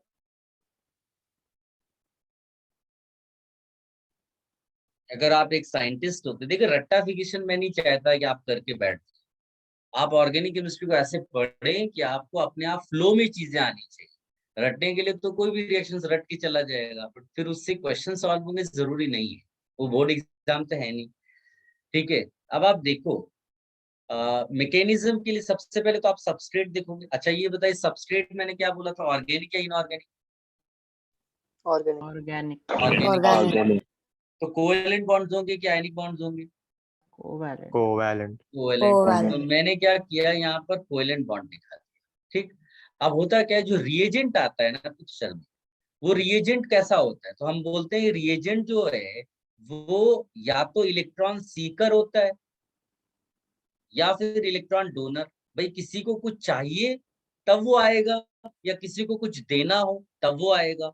तो सीकर को हम लोग साइंस में इलेक्ट्रोफाइल कहते हैं, सब बाद में भी कराऊंगा, अभी ऐसे ही नाम लिख रहा हूँ। और इलेक्ट्रॉन डोनर वाले को क्या बोलते हैं, न्यूक्लियोफाइल। ऐसा कुछ रटने की जरूरत नहीं है, मैंने केवल सही चीज लिख दी है बस। लेट अस से कोई इलेक्ट्रोफाइल यहाँ पर आ गया, ये मान लो कि एक इलेक्ट्रोफाइल है, तो उसको क्या चाहिए बेटा बताओ? Electron. इलेक्ट्रॉन चाहिए, लेकिन ये इलेक्ट्रॉन तो बीच में रखा हुआ है, इसको कुछ दिख ही नहीं रहा है, तो कैसे लेगा? इट्स लाइक कि भिखारी पैसा तो तुमसे चाहता है, लेकिन तुम्हारा पैसा पॉकेट में छिपा हुआ है, उसको पता ही नहीं कि तुम्हारे पास पैसा है। अगर तुम हल्का सा पैसा पॉकेट में ऐसा रख लो, अपर पॉकेट में, कि हल्का सा दिखने लगे, तो समझ जाएगा कि हाँ भाई ये तो इसके पास पैसे हैं, चलो इससे मांग लेते हैं। तो वो इंटरैक्शन कैसे हो? तो हम लोग बोलते हैं कि समहाउ, अगर ये जो इलेक्ट्रॉन्स दिख रहे हैं, समहाउ, ये समहाउ में ही तो सारी कहानी छिपी है, पूरा जीओसी इसी पर बेस्ड है कि somehow if these electrons shift towards one of the constituent atoms, you will get what? तो अच्छी अंग्रेजी में, साइंस में इसको बोलते हैं, वैसे तो डेल्टा नेगेटिव चार्ज है, बट इसको अच्छे से क्या लिखते हैं, centre of high electron density. वैसे तो डेल्टा नेगेटिव चार्ज है सिर्फ, लेकिन इसको लिखते हैं इस स्टाइल में। इसको क्या लिखेंगे बेटा? Center of low electron density. Centre of low electron density, यानी आपके पास दो सेंटर्स हो गए। तो बताओ इलेक्ट्रोफाइल किस सेंटर पे हमला कर देगा? तो जहाँ पे ज्यादा हो गए बस इसने इस पे अटैक किया, इसको लेके चला गया, यानी कि उसने बॉन्ड ब्रेक करा दिया। यही तो रिक्वायर्ड है प्रोसेस इनिशिएट करने के लिए। तो यानी कि तुमने स्टेप प्रपोज कर दिया कि स्टेप ऐसे हुआ होगा। क्या मेरी बात सबको समझ में आई? Yes, sir. तो अब सबसे इंपॉर्टेंट चीज क्या है कि ये समहाउ क्या है?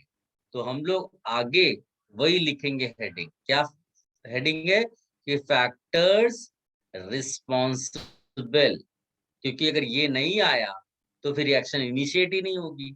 और पूरे जीओसी में हम यही पढ़ते हैं, factors responsible for centres of different, high low के बदले क्या लिख देंगे, डिफरेंट इलेक्ट्रॉन डेंसिटीज। ये फैक्टर्स हम लोग लिखेंगे। तो हम लोग क्या करते हैं, पहले इसके लिए एक नोट लिख लेते हैं। गाइस नोट बोलूं? सर पहले ये तो लिख लेना जो आपने लिखा है. We have to write this. पहले ये कॉपी करो, पहले ये जो मर्जी हो वो पहले करो. So electrophile के नीचे क्या लिखा है? कोई हेल्प करेगा बेटा? इलेक्ट्रोफाइल के नीचे क्या लिखा है? Which electrophile? This Your file. in the middle. Electron donor's name basically. Your file. Nucleophile. हाँ हाँ सही है सही. Electron Thank donor you. को न्यूक्लियोफाइल कहते हैं.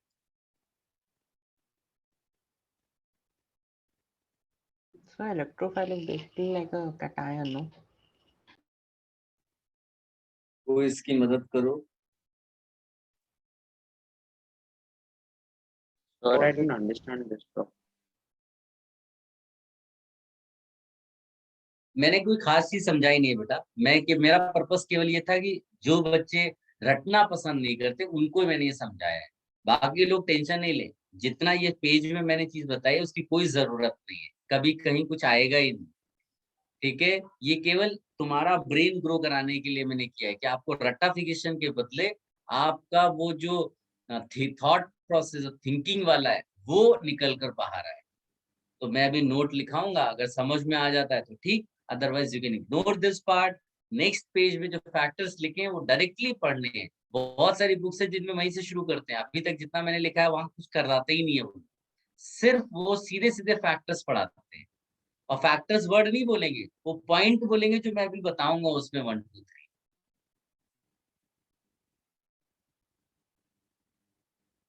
So, under reagent, what have you written?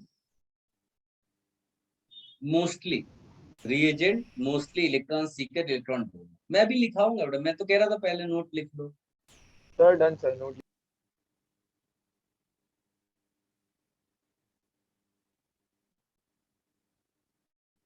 Yes, sir. बोलूंगा ना. So 1 minute.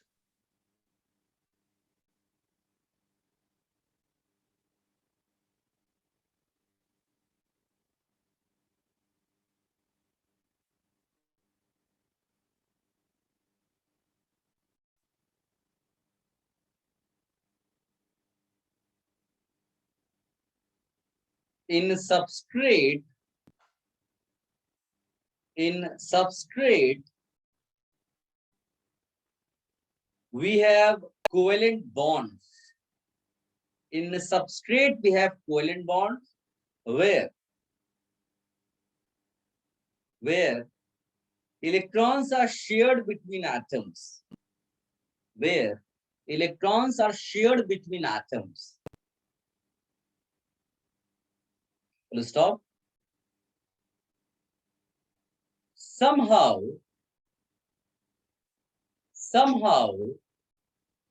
if electrons shift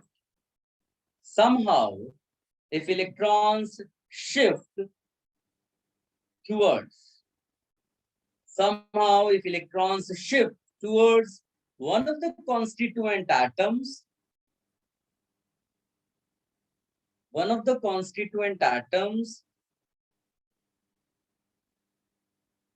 we get centers of different electron densities.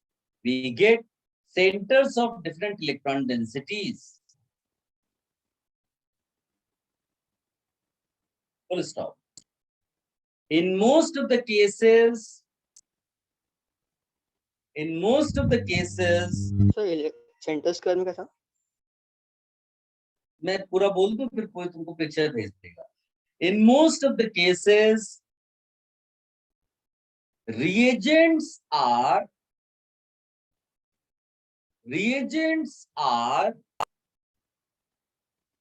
either electron seeker or electron donors. Reagents are either electron seekers or electron donors.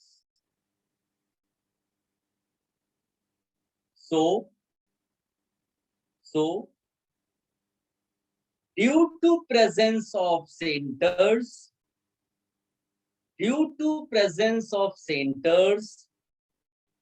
of different electron densities,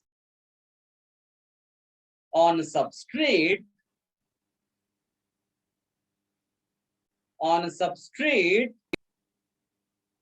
reagent attacks substrate easily.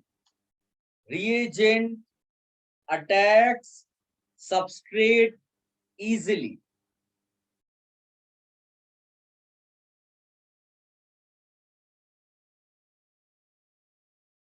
Reagent attacks substrate easily. As a result, bond breaks and reaction occurs. Bond is broken and reaction occurs. बेटा कोई repeat करेगा इस पूरे statement को बाकी बच्चों के लिए? In substrate, we have covalent bond where electrons are shared between atoms.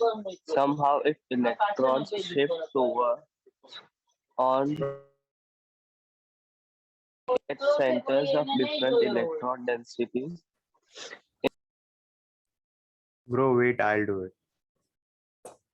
In substrate, we have covalent bond where electrons are shared between atoms, full stop. Somehow, if electrons shift towards one of the constituent atoms, we have different We get centers of different electron we densities. get centers of different electron densities, full stop. In most of the cases, reagents are either electron seekers or electron donors, full stop. So due to presence of centers of different electron densities on substrate, reagent attacks substrate easily. As a result, the bond is broken and reaction occurs.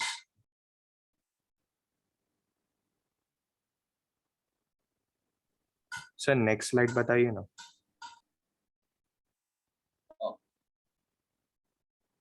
अब इसमें केवल आपको factors लिख लेने जो हम next lecture में पढ़ेंगे. स्टार्ट करेंगे इंडक्टिव इफेक्ट. तो बहुत सारी बुक्स में आपको कुछ ये सब नहीं पढ़ाते हैं कि हम ये सब क्यों पढ़ रहे हैं. केवल वो शुरुआत करते हैं what is inductive effect. But अब आप समझ पाओगे कि ये सारी चीजें क्यों आई पिक्चर में.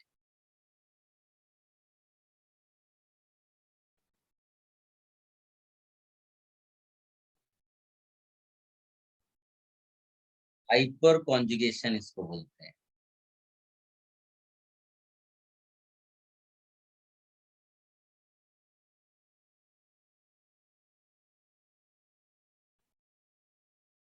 इसको भी कॉपी कर लो बेटा.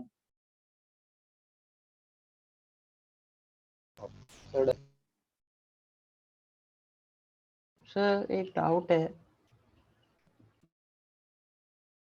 बोलो. सर जो इलेक्ट्रॉन सीकर होता है that is the cation part of the reagent, right? नहीं ऐसा नहीं होता. वो तुम्हारी गलत नजर होगी बेटा. ऐसा नहीं होता. इलेक्ट्रॉन सीकर का मतलब जिसको इलेक्ट्रॉन चाहिए. तुम हाँ उसके सर, आगे तो मत सोचो.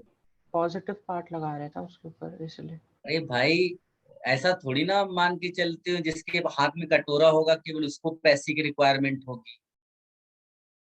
तुम ऐसा मान के चल रहे. समझे ना. Electron Yes. डेफिशिएंसी होना चाहिए. प्लस होना ये तो तुम अपनी मर्जी से ऐड कर रहे हो. तो लाइक KOH एग्जांपल लेंगे तो उस पे क्यों बहस करना है. वो हम आगे पढ़ेंगे. अभी केवल इतना ही तो सोचना है कि कोई चीज इलेक्ट्रॉन सीकर हो सकती है. तो उसके पीछे क्यों पड़ गए कि ये किस फॉर्मूला क्या होगा, स्ट्रक्चर क्या होगा. उसके चक्कर में अभी नहीं आएंगे आगे चल के. खाली इतना ही तो जानना था कि एक रिएजेंट इलेक्ट्रॉन सीकर हो सकता है. तुमको ये नहीं ढूंढना इलेक्ट्रॉन सीकर. तुम्हारे सामने वो खुद कह रहा है काम इलेक्ट्रॉन सीकर. तो कह दो कि तुम जाओ जाकर के निगेटिव चार्ज वाले पे अटैक कर दो. क्या प्रॉब्लम है. ओके सर इलेक्ट्रॉन शिफ्ट होने के बाद जो सेंटर बनता है इलेक्ट्रोफाइल उसकी बात है ना. सर ये फोर्थ आपने क्या लिखा है? इलेक्ट्रोमेरिक इफेक्ट बेटा. Electromeric effect. ठीक है. इसको कॉपी करके लीव कर सकते हैं. ओके इतना ही कराएंगे. इसके आगे नहीं कराएंगे. सर